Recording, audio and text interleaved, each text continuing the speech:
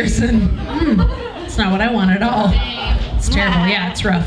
And I'm from Minnesota, so I should not, I should be aware of this and it's not. I tell people I'm from Minnesota, they're like, you don't seem like you're from Minnesota.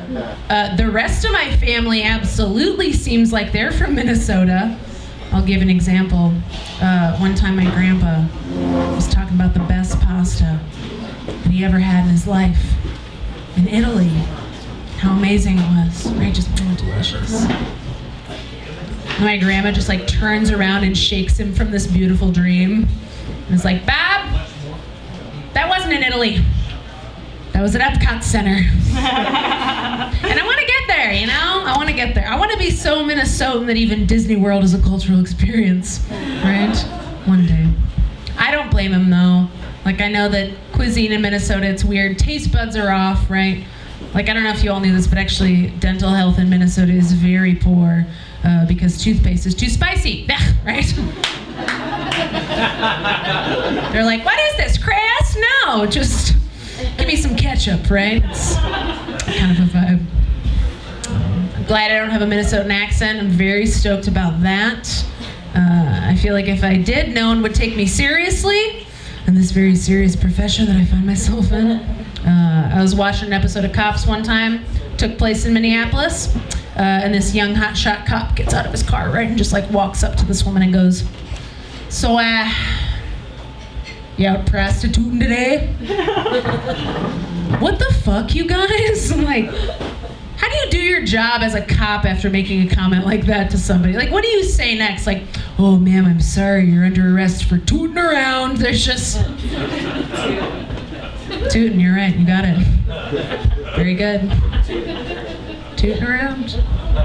It's very silly. I don't know. My favorite fun fact, though, about Minnesota, bar none, is that there is a pageant there where if you win the pageant, they will carve your face out of butter and display it at the state fair for 2 weeks. That's what you get. That's the prize. Which means in Minnesota, being a butterface is just the highest honor. Like, that's next level. It's crazy. I like living in Seattle, though. It's cool here. I like that it's queer here. Give it up for queers. I'm queer. Don't worry, I can say that. It's cool. It's cool. I'm queer. I'm a bisexual woman. And being a bisexual woman, I deal with a little bit of internalized homophobia, which is no fun at all. If you don't know what that is, let me paint you a picture, all right? You're not straight. You start thinking about who you like to bone, then all of a sudden your brain just starts screaming, what if Mike Pence was right about us?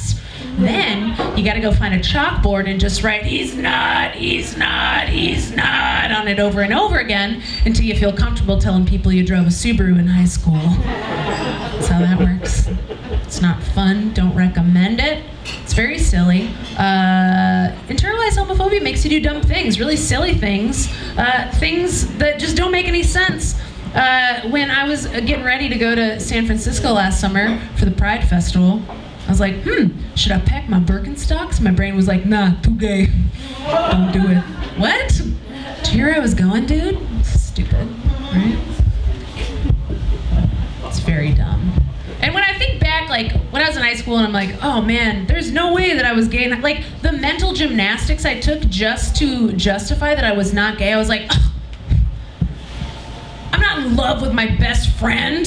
I just want to take her out to a nice dinner, slowly fall in love, adopt a child, raise them together, do the New York Times crossword every Sunday, die in each other's arms as friends.